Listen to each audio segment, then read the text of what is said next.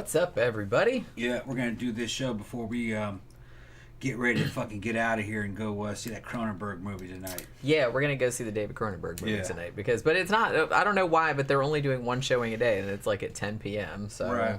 Oh well, what are you gonna do? We'll be back late tonight. Pookie's gonna be like, "Where the fuck did they go? Where are my meat sticks?" Yeah, you'll have to give her something before. So last night, finally got around to renting The Batman. Yeah, we were actually going to watch Ghostbusters Afterlife. Yeah, but it's not up yet. But, I mean, you can buy it, but you can't rent it for whatever reason. So then we saw The Batman, and Tom's like, oh, I wanted to see that. So we decided to rent that instead. Yeah. What did you think of it, Thomas? I thought it was good. Yeah, I liked it as well. Because I was thinking, well, what is it I like about this movie, and what is it I don't like about the movie? It was kind of like I was kind of looking at it from both sides. And what they did here is everything they did in this they kind of had to do, because there's so much Batman out there. They had to do something that was different. Yeah. So because to give it its own identity, so you're not ripping off other Batman fucking series. So what they went with is almost kind of like a noir detective flick. Yeah, and I liked that angle. And from what I know, like, I'm not real up on the comics, but from some other like comments that I saw about it, a lot of people that are real into the comics said that this movie most closely approximated what it was like reading the comics, particularly the ones that came out like in the 90s. In the 90s and the like late the Long 80s. Halloween and stuff like that. Yeah. A lot of people said it was very similar in tone to that. It's what I did like about it is that he was soft spoken. He wasn't like and where is he? Like the last one. He wasn't all like that. He was real soft spoken. He's not even very big. He's kind of cut, but he's not in real fucking outstanding physical condition. He's just kind of a slender guy. Which sometimes I'm like, well, hold on. He just fucking beat fucking 8 dudes' asses and did all this shit, and that guy's not all that strong. Fucking, and that's not really how a fight goes down when you're fighting 8 guys. They just dogpile on you, and you're at the bottom. It's like you're attacked by a football team, you know. But I'm going like, well, it is Batman, you know what I mean? They're fucking. And he does have like the technology, I guess, like with the suit and everything. His suit's pretty decent, but it's not real gadgety. It's just kind of a bulletproof suit. It had some stuff look like darts. I don't know what that was for. I didn't see him ever use them. He had a pretty cool car. He had a good motorcycle, like a BMW motorcycle. The car looked like something that had an engine in the front and the back and a fucking rocket on it, and pretty neat. But it didn't go too much into the Batcave. It just showed it. It was just a dark fucking place underneath something somewhere. They don't really. He's got a mansion somewhere, but they don't really give you any scale about where this is in relation to the city. It's just vague. Maybe that was good to keep it kind of vague. That way they could expand on that later. Yeah, I don't think they ever showed Wayne Manor like from the outside, did they? No. Like they showed him like upstairs in the dining room or whatever, like one time. But... generic fucking castle looking place. Yeah. And then he had Zoe Kravitz in there as fucking Selena Kyle, and I liked her as Selena Kyle. I thought she was good. Then again, it gets back to fucking. She looked great in all the outfits they put her in. Fucking real hot. They put her in a damn Catwoman outfit, and it's not quite a Catwoman outfit. It doesn't have a cat mask, but it's just it kind of has little ears on it, but it's just a little stocking pulled over her head. This is kind of like Batman's first mission, so it's like his character isn't fully solidified, really. Towards the end it is, but because they say he's been Batmaning for 2 years, right, doing the vigilante stuff. Yeah. So he hasn't really got the hang of it. He's more in like revenge and like just beating the shit out of people mode. Yeah. So. Now, Zoe is probably fucking 4'11", maybe 4'10". She probably weighs 90 pounds. She is a tiny person. She was beating up some fucking 220-pound dudes. It's not realistic. But then you gotta go, well, it is a comic book movie. Yeah. Although she does do some cool shit. That's kind of... They try to put a little bit of realism on this. So it's not totally crazy, certain things that they do. It's far-fetched, but Like, she jumps off buildings, and how the hell did she do that? Well, they showed her doing kind of like parkour early on, going down the damn fire escapes and fucking like a gymnast and fucking, and then landing on her feet in them little bitty heels and shit. And then they show Batman doing things like fucking jumping off of buildings, and he had one of those fucking, like the fucking flying squirrel outfits. I don't know what you call those things, and he's fucking catching air and trying to pull out of the dive, and his little fucking parachute comes out the back to slow his ass down, and he fucks it up. And hits the ground. It was like under an overpass. Yeah, I did actually like that because he was like, "Hey, cool, it's working." Oh shit, you know what I mean? Because he's like, "Well, which is a little back to the drawing board." So at least they're trying to give you a sense of like that shit goes wrong, so there's stakes. Yeah. Because when he hits the ground, fucking, it's kind of like wiping out on a fucking bike. If you ever done that, you're fucked up. He's limping away and shit. Because he was probably going 70 when he hit. I know exactly what that's like. Couldn't get out of bed next morning. Fucking Jenny fucking had to take me to the bathroom. I'm pissing out blood and shit. Couldn't get my shirt off. She had to feed me. Set a Big Mac on his chest and pushed it toward his mouth. You're okay the first day. It's the next day you wake up and you're just fucking like you've been fucking hammered. That was something else. He couldn't even put his own pants on. I couldn't put my pants on, or nothing. Just couldn't even move. But then the writing is good. The story is good. The villain's good in it. The Riddler. He does some cool shit. He's just like a serial killer. Yeah. He's like a real smart dude, and he just uses the internet, and he has a fucking internet following, and you don't find out until the very end all these dudes are going to meet up with him. It's pretty cool. Dude that plays Commissioner Gordon is the same dude that played fucking Felix Leiter in this past fucking the James Bond movie. James Bond movies. I love that character. He was a fucking bad. He was the best Felix of all times. Because at least he had long speaking lines and did shit. And he goes way back. He was in Shaft too. I think he was in the first Samuel L. Jackson Shaft. Yeah. So he's shows up in detective and fucking secret agent movies and superhero movies now. So he made a real good Gordon. He's like the only fucking stand-up cop on the whole force. Everybody else is pretty much fucking corrupt. And I like too, like I said, because Batman is still considered a vigilante by pretty much everybody. Yeah. And I kind of like that Gordon is kind of the only one that's sort of like sticking by his side. Like, you know what I mean? Like Batman like shows up at some crime scene, like because Gordon said it was okay, and everybody else is like, "What the fuck is this guy doing here?" Yeah, like, the cops don't like him. The other fucking part of the force don't like him. Why are you bringing this freak in here? You know, look at this guy, and he's just walking around. Nobody knows who he is. Now, the dude that plays the Batman himself, okay, as a character, the way he got it set up, I liked it. It was different than the other Batmans, but it was still Batman. I could read into that. I could say that from the comic books, you know, like the Dark Knight shit that we used to read in the fucking late 80s, early 90s. That's pretty close to kind of how I imagined him. And I was going, you know what? That's a lot like the Crow.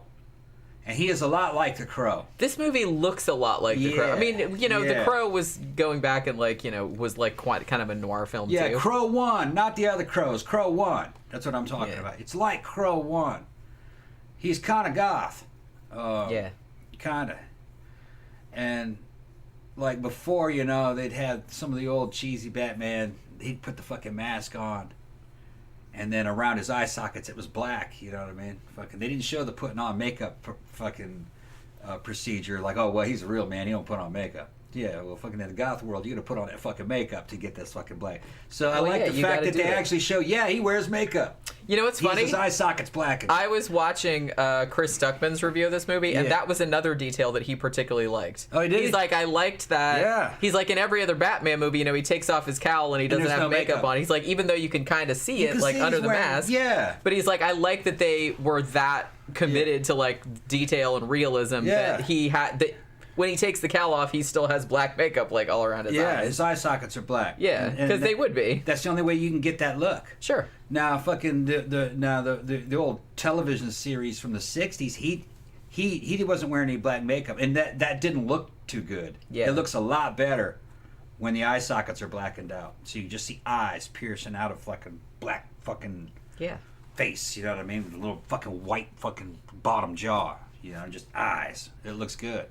And the only way to get that is to darken your eye sockets. Well, you could do that now, and you could do that with the Crow. Crow was wearing makeup. Yeah. You know, they showed him putting his makeup on before he's fucking these dudes up. Yeah. So I kind of like makeup is for everybody. It's not just for girls. Well, he's in a costume. He's in a costume. You know what I mean? And all those other actors are wearing makeup. You just don't. They just make it. They're just trying to make it look like they don't have makeup. They don't have on. makeup. So yeah, but fuck no, Batman would be wearing. That's makeup. what used to make me laugh, like back in the '80s, like when my grandpa used to say, like he'd see like Boy George or something like that. Like, look, they're like wearing all that makeup. I'm like, dude, the newscasters are wearing makeup. Yeah. They're just trying to make it look like they're not. Every time you see a Broadway play, those motherfuckers are wearing makeup. If you're there on TV, they got makeup on. Yeah. Trust me. But yeah, that's just funny. But yeah, I did kind of like. I mean, obviously it's a superhero movie, so it's not gonna be like completely realistic. But I did like the attention to detail like that, where it was trying to make it like as grounded as possible. Yeah. And I know that some of the other Batman movies have done that too, probably more than any other superheroes, because Batman isn't supernatural. Like all of his stuff comes from, you know, his money, and he makes all these gadgets and shit like that. But now, as far as Selena Kyle and stuff, you know what I mean. My boy, fucking, he didn't. He didn't really like it. He was going that, you know, I don't know if I like Zoe Kravitz as Selena Kyle. And everybody's got their favorite Catwoman, you know. My two favorite, really the prettiest Catwoman was Julie Newmar. Okay, she's pretty, but she wasn't my favorite one. My favorite one was, shit, what's her name? The one from the Tim Burton Catwoman. Shit. Well, Halle Berry was Catwoman. No. Michelle Pfeiffer was Catwoman. Yeah. Favorite one's Michelle Pfeiffer. Well, I always liked Michelle Pfeiffer. Yeah, she did a good Catwoman. And Eartha Kitt. Eartha Kitt from the television series. I love Eartha Kitt anyway. Yeah. She's so rad. And for me, those two, those were the best. Those were kind of like my original favorites.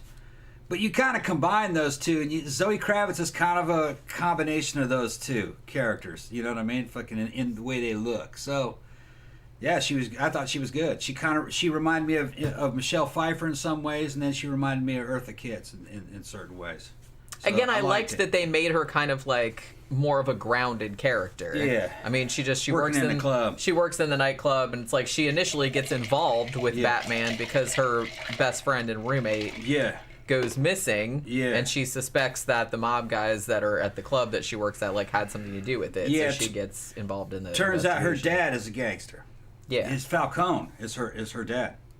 Yeah, and the dude that plays Falcone in this one is fucking. I like that character. John Turturro. Yeah, he's I really love him. good. He's a great actor. And you don't know whether or not he's lying or telling the truth or what the story is. And you know he's kind of a complicated character. He's bad, but he's capable of good things, and he's capable of at least telling some good stories or good lies that you might believe in. You don't know if it's true or not, though, what he's saying. That's just what's kind of like the way life is, I guess. But I thought it was a good noir movie. It is a detective movie that has a lot of superhero elements in it. It's as good as I think it's as good as like other good Batmans, and much better than shitty Batman. Like Batman and Robin is much better than that. Well, I mean, most movies are better than Batman and Robin. Let's be honest. Well, you know, some of the Tim Burton, the Tim Burton Batman. The first one was pretty good, and the second one was mostly good. There was some shit in that I didn't really like. You know what I mean? In Tim Burton's second one, started to get a little too goofy. I'm glad that it didn't do any goofiness. In this one. Yeah, this is an absolutely not goofy movie at all. I mean, it's very grim. It is gritty. Yeah, kind of like Joker. I thought it might have been in the same universe, but the technology doesn't quite match up. Yeah, this one seemed like it was modern day. Yeah, they had modern technology. Well, and at the end, hopefully you guys have seen it. I mean, you know what I mean? Well, I'm just gonna say, like at the end with the Riddler. Yeah. You see the Joker. Yeah, that's the Joker, right? Yeah, like in the next, and he looked young. Yeah, and he was young. He wasn't. So it's kind of like a reboot. Different universe. Now I think, and I think that what they plan to do with this, and I'm sure they're going to do it now because this made a shit ton of money. Is that this is going to be a trilogy, obviously, because everything is now. And I think they're doing a couple spin-off series on HBO Max as well. Yeah, okay. That's going to be set in this same universe. Because, like I said, this is another... I mean, it's not like we necessarily needed another Batman movie because there's been so many. And there's been so many, like, reboots and stuff. But, I mean, people keep going to see them, and they make billions of dollars, so obviously they're going to keep making them if people keep coming to see them. And this was actually a really good one. And like I said, they deliberately like went in a different direction with it and went more like in a noir detective kind of thing. Zach was saying that that it had been inspired by Chinatown and stuff like that. Yeah, it's much more that kind of thing. Like I said, there's nothing funny in it. It's not goofy. That it was kind of inspired by Chinatown. Yeah. Okay. Yeah. There's nothing goofy in it. There's nothing silly in it. It's very, very serious. Some people might say it's too serious, depending. But yeah, it is very grim, and it's just kind of like it almost is like a David Fincher movie. I want to say it's almost like a David Fincher type, like Zodiac or something like that. Yeah. I really liked the look of this. Was great. I really liked the score. It's weird, but I was into it. I liked that the way they used that Nirvana song. I thought that was cool. I hadn't heard that song in a long time, actually. And I didn't even realize, because a couple of you guys pointed it out, that Colin Farrell was playing the Penguin. I didn't even fucking recognize him. I didn't recognize him until I looked at the cast later. I'm like, holy fucking shit. I would never have recognized him, like, if he hadn't said. But the guy that directed this and co-wrote it as well was the same guy that directed Cloverfield, which was a really good monster movie. And he did the American reboot of Let Me In, like that vampire movie, Let the Right One In, which was actually, like, quite good. And he did a couple of the newer Planet of the Apes movies as well. All right, so there's a couple things I didn't like about this movie. It was long. Yeah, slightly long. It felt long. It was what, 3 hours? It's 3 hours, right? Yeah, it could have been a little bit shorter. Another thing is that there were some scenes, and I'm looking at Batman's face. He doesn't have his mask on, especially when he's sitting next to Alfred when Alfred is in the fucking hospital in bed. And I'm looking at that face, and I start getting this uncanny valley feeling. I go, man, that is not a human face. That dude is not there. That's CG. I don't know. That is kind of what he looks like, though. That couldn't have been. I just started to get that creepy, you're looking at a corpse feel going, that is not real. That is CG. I mean, it's really good CG. Or they did some kind of CG overlay on his face or something.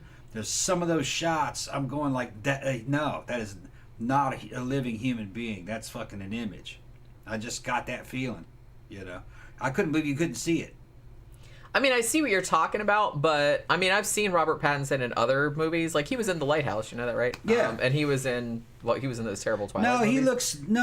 I'm saying that's him, but there were some times when they show him, the skin texture and the eyes and just the expression. I'm going like, that's not a real person. That's CG. And when he would talk, the way the mouth would move, it just, you get that uncanny valley. I think he wasn't in that scene. I think they had a stand-in and they CGI'd his face over that in that particular scene.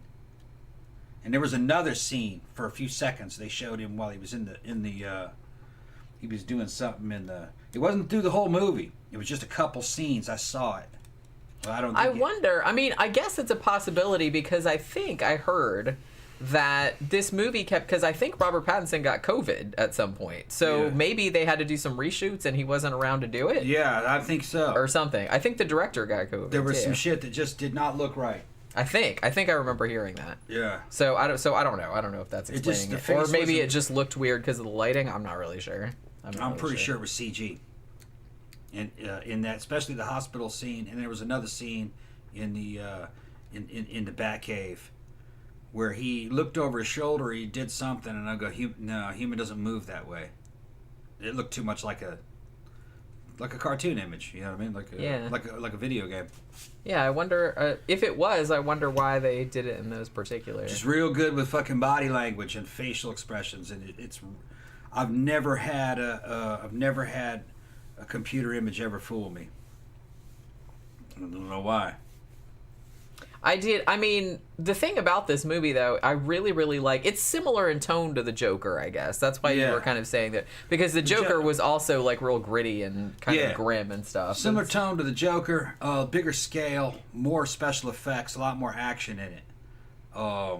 Yeah, less a character study. Yeah, because the Joker was more of a character study. This one is more like I said, like a detective story, like a serial killer. Right, it ends up like a Batman movie. You know what I mean? With the fucking big fights with a bunch of dudes and, you know, trying to fucking flood the city and fucking, you know what I mean? It's blowing shit up. And so it ends like a superhero movie. Just that most of it is like a detective story.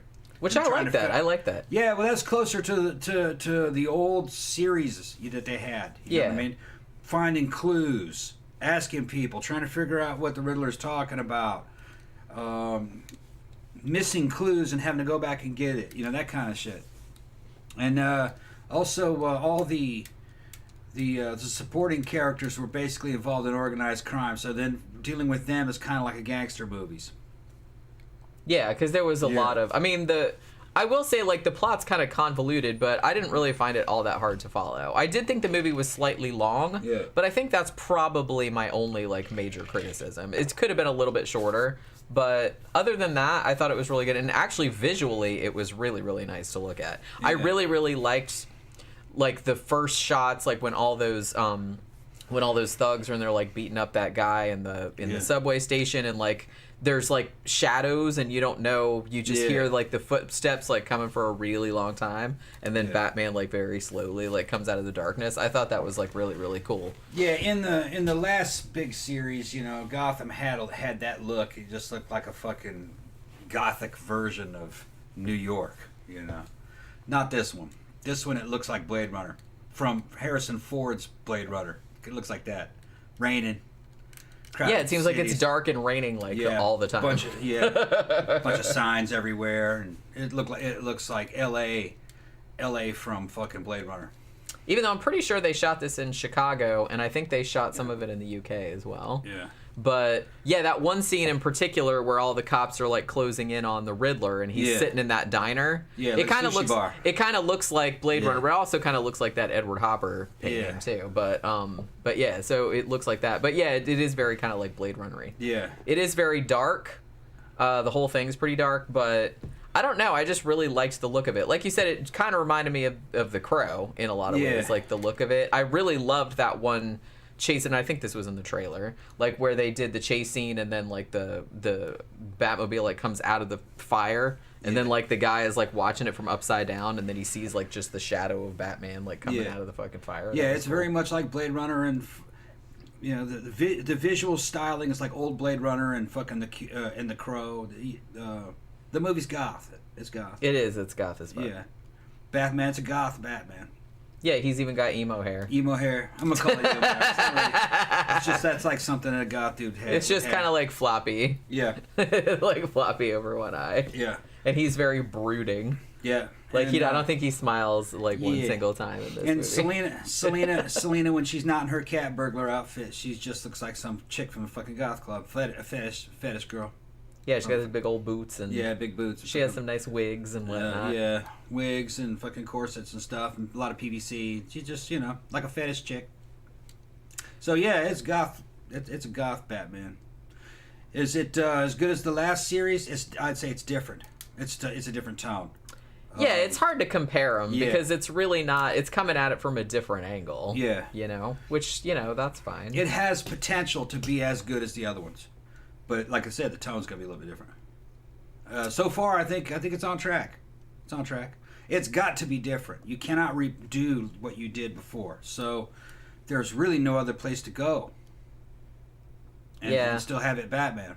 I mean, because they've done they've done goofy ass Batman. Yeah. They've done. They've done more gritty Batman, but I don't know. This is, like I said, this is kind of the first time they did Detective Batman. Yeah. I don't know. They've done it like a little bit before, but tone is almost similar to the old Spawn too, in a certain visually, kind of like Spawn, also gritty, dark. Yeah. Yeah, I mean, I liked it. Yeah, I liked it as well. Yeah. Zach said the cinematographer for this won the Oscar for Dune this year, actually. Okay, yeah. And a bunch of people are thinking he might win again for this, too. Yeah, I wouldn't be surprised if he won for this. It's a nice-looking movie. I really, really like a lot of the, I don't know, there's the fight scenes. Just, I don't know, I just like the whole aesthetic of it is really cool. There's some people bitching and moaning about it, But, there's always going to be. You're always going to get that. Yeah. But, no, I disagree. It's good. There's nothing else they could have done. You cannot redo the old shit. You have to fucking go. It's just a new path, and they just went kind of Crow. Yeah. Blade Runner. Yeah. Which, like I said, fair enough. Uh-huh. It's not like they just pulled that out their ass. No. That's kind of what they. That's kind of what it was. And I mean, Matt Reeves, he actually used, like I said, some of the comics like from the late '80s and early '90s, like The Long Halloween or Year One and stuff like that. Like he kind of mashed those all together. Yeah. So he did get the story from there. It's kind of like a loose adaptation, I guess. Yeah, and you can't have like a fucking huge, fucking roided out, fucking Batman anymore because that was done already. Especially in the animated versions. Some of those animated ones are really good. Yeah, Mask of the Phantasm is really good. Mask of the Phantasm. I mean, a lot of people think that's like the best Batman in any medium. 55-year-old roided out fucking Batman going, oh man, my fucking back. I'm like, ah. But that was also a good one. Yeah. So everything's been done, and this is just this Batman's more kind of like, Humphrey Bogart, but goth. Kind of a, what's his name? Sam Spade. Kind of a and you get the sense that he hasn't really come into the character yet. Right. He's still kind of new to this whole vigilante thing. Right. He's a vigilante, kind of like Sam Spade, kind of character, but of his time and place, and he's young, so he's still kind of learning it.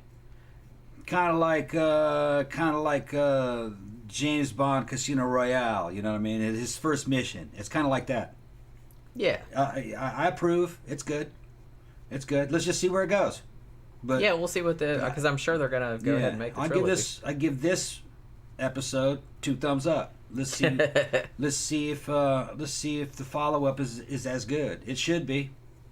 I don't see why they can't back off of this. You have to go down that direction. Yeah. It has to be like this. Danny Rowling said, I haven't seen the Ben Affleck Batmans yet, but not in a hurry to either. Yeah, I think initially he was supposed to be doing this one, but then like shit happened and he didn't end up doing it. I don't think I've seen I've seen him. The Batman versus Superman, right? He's in. Did I see that? I think he's in it. He's not bad. He's pretty good. It's just, man, those are CGI fests. You know what I mean? That's going kind of the way like the Marvel Doctor Strange goes, where just everything is just fucking CG, and they're blowing up the whole world, and he's all right. The explosion happened, it knocked buildings up, but Batman made it because he's got armored suit on. And it's just like, come on. But it's a different kind of entertainment. Yeah. This one is a lot more grounded in realism, kind of like that very first. Well, I want to say grounded in fucking realism. Kind of like Batman Begins, it was kind of realistic. Like some things were kind of plausible. People can't really jump that far, and they can't really fucking. There is certain shit that it's not. Physics doesn't really work that way. When you fall from that height, you get hurt. Doesn't matter what you do. It does violate that, but it just has a grittiness to it. It's trying to be like a '70s detective movie that has a dude with gadgets that can do some shit. But his gadgets aren't real far out. He has the fucking bat grappling hook thing, which those don't work. Those can't happen.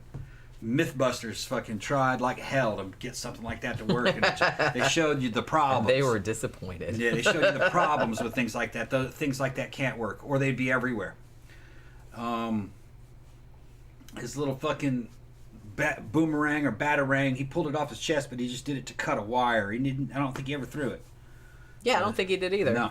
And then the only other thing he had those contact lenses that had like cameras in them. Yeah, and fucking it's got like Google type shit where it IDs you, puts your fucking name like face down. recognition. Yeah, facial recognition. It had that. And it also had like fucking light magnification or thermal mixed in with it too.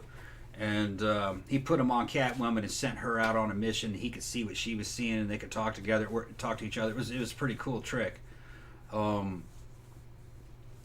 Another thing that was kind of weird is that him and Catwoman kind of fell in together pretty quick. I felt a little bit unnaturally too fast. I mean, those are both pretty hot people. I mean, that probably would happen.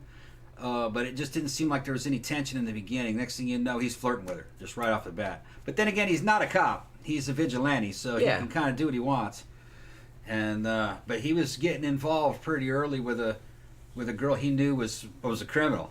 She was fucking breaking and entering and stealing shit. Maybe he justified. He's like, well, I'm kind of a criminal too, so Yeah, it's I not guess that big a deal. Yeah, I and guess she so. seems kind of like a nice person otherwise. Right. Other than like breaking into She safes and was stealing breaking into shit, though. It was just to save her friend. Yeah, I mean, when So- he caught her like breaking into the safe, she knew that she was breaking in there. Not, Yeah. I mean, she did steal money later on. I'm not saying that, but she was breaking in there to get the passport back, like her friend's passport, because she knew that guy had taken it, so she couldn't leave. So her heart was in the right place. You know Yeah. what I mean? But like I said, that's kind of how they ended up hooking up, as she was looking for her best. Yeah. It was her roommate actually, and like her Yeah. best friend had disappeared. And she knew that the mob had something to do with it, so they kind of like started working together. Yeah, I get what you're saying, but like honestly, I think, like I said, the only criticism I have is it was maybe like slightly too long, but other than that, I thought it was like really good. Yeah, you know? nothing wrong with it. I liked Nothing it. wrong with it at all. Yeah. All right, so let's see. Are we done? Yeah, talking? we gotta start getting ready for tonight. Yeah, we're gonna go this evening and see the new David Cronenberg movie, Crimes of the Future. Matter of fact, we need to get the tickets now. Yeah, we'll do that as soon as Okay. we get off of here. We'll go get the seats, and then it shouldn't be too crowded. It's Monday night. I don't think anybody's going to go Monday night at 10 p.m. There's no telling with these people, man. to see it, if anybody's going to go see it. Yeah, there's So no that telling should be either. the movie that we're talking about tomorrow, unless something untoward happens. So thanks for coming by and hanging out with us and talking about the Batman today. We will see you guys again tomorrow evening.